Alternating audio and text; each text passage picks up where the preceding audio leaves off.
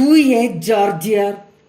ஜார்ஜியார் இஸ்ரேலை சேர்ந்த கேரன் தியோஸ் மற்றும் பாலிக்ரோனியா என்பவருடைய மகனாக பிறந்தார். இவருடைய குடும்பம் செல்வ செழிப்பான குடும்பம்.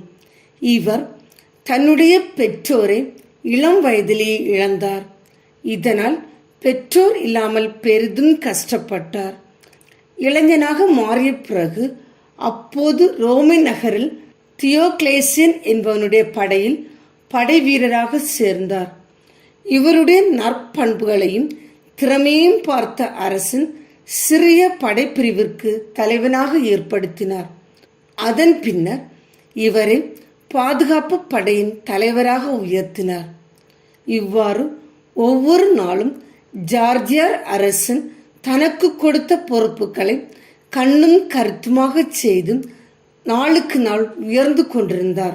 ஒரு முறை அரசன் தான் வணங்கி வந்த தெய்வத்தை எல்லோரும் வணங்க வேண்டும் என்ற கட்டளையை பிறப்பித்தான்.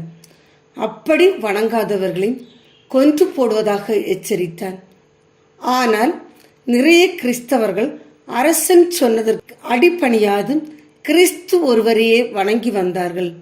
இதை கண்டு சினம் கொண்ட அரசன் தன்னுடைய கடவுளை வணங்காத மக்களை ஒன்றாக இழுத்து வந்து அவர்களை வதைக்கச் சொன்னான். அந்த பொறுப்பை அரசன் ஜார்ஜியாரிடம் ஒப்படைத்தான். ஆனால் ஜார்ஜியாரும், நான் யாரையும் வதைக்க மாட்டேன், நானும் ஆண்டவர் இயேசுவை தவிர வேறெவருக்கும் வணக்கம் செலுத்த மாட்டேன் என்று தன்னுடைய நம்பிக்கையில் மிக உறுதியாக இருந்தார். இதனால் அரசன் இன்னும் சினமுற்றான். தன்னிடம் பணி செய்யும் ஒருவன் தன்னுடைய கட்டளைக்கு பணிந்து வாழாமல் இருப்பதா என்று அவன் மிகவும் சினமுற்றான். ஆனாலும் ஜார்ஜியாரை போன்று ஒரு வீரனை அவர் இழக்க விரும்பவில்லை. அதனால் இவரை எப்படியாவது சூழ்ச்சியில் மயக்கி தன்னுடைய கட்டுப்பாட்டுக்குள் கொண்டு வர வேண்டுமென அரசன் நினைத்தான். ஒரு நாள் அரசன் ஜார்ஜியாரை அழைத்து, உனக்கு வேண்டிய மட்டும் நிலப்புலன்கள், சொத்து சுகங்கள் எல்லாவற்றையும் தருகிறேன். ஆனால் நீ கிறிஸ்துவை மறுதளித்து விட்டு என்னுடைய தெய்வத்தை வணங்க வேண்டும் என்று சொன்னான். அதற்கு ஜார்ஜியார், நான் எக்காரணத்தை கொண்டும் ஆண்டவர் இயேசு ஒருவரை தவிர வேறு யாரையும் வணங்க மாட்டேன் என்று மிக உறுதியாக சொல்லிவிட்டார். இதனால் அரசனுக்கு கோபம். இருந்தாலும் அவன் அதனை வெளியே காட்டிக்கொள்ளாமல் இவரை எப்படி சூழ்ச்சியால் ஒழிக்கலாம் என திட்டம் தீட்டினான்.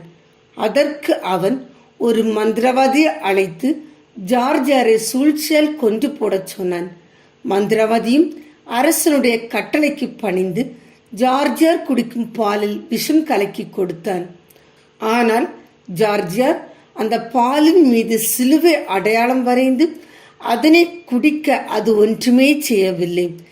இப்படியாக அரசன் வைக்கும் சூழ்ச்சிகள் அனைத்தையும் ஜார்ஜியார் இறை வல்லமையால் வெற்றி கொண்டார். ஒரு முறை ஜார்ஜியாரை கொல்ல நினைத்த அத்தனேசே என்ற மந்திரவாதியும் அந்நாட்டு அரசியும் ஜார்ஜியாரை அழைத்து அவருக்கு முன்பாக ஒரு பிணத்தை கொண்டு வைத்து, இந்த பிணத்தை உயிர் பெற்றெழச் செய்தால் நாங்கள் அனைவரும் நீ வணங்கும் கடவுள் மீது நம்பிக்கை கொள்வோம் என்றார்கள்.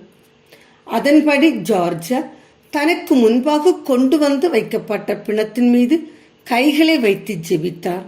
இவர் இறைவனிடம் ஜெபித்த சில மணி துளிகளிலே இறந்த மனிதர் உயிர் பெற்று எழுந்தார். இதை கண்டு மந்திரவாதி, அரசு என அனைவருமே ஆண்டவர் இயேசுவில் நம்பிக்கை கொண்டார்கள். மக்களும் ஆண்டவர் இயேசுவின் மீது நம்பிக்கை கொள்ளத் தொடங்கினார்கள். இதனால் கிறிஸ்தவர்களின் எண்ணிக்கை ஒவ்வொரு நாளும் பெருகியது. எல்லாவற்றையும் பார்த்து கடுஞ்சினம் கொண்ட அரசன், அரசி, மந்திரவாதி ஜார்ஜியர் என மூவரையும் 303 ஆண்டு ஏப்ரல் 23 நாள் வாளுக்கு இரையாக்கினான். 449 ஆண்டு திருத்தந்தை கலேசியஸ் இவரை புனிதராக உயர்த்தினார்.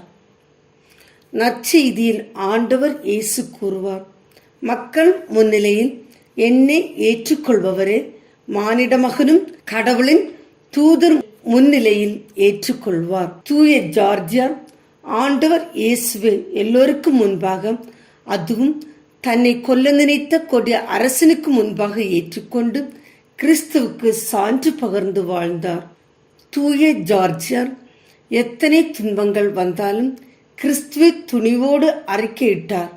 அவருடைய விழாவை கொண்டாடும் நாமும் கிறிஸ்துவை நம்முடைய வாழ்வால் வார்த்தையால் எல்லா மக்களுக்கும் எடுத்துரைப்போம். அதன் வழியாக இறை அருளை நிறைவாய் பெறுவோம். தூய ஜார்ஜியார் எங்களுக்காக வேண்டிக் கொள்ளும்.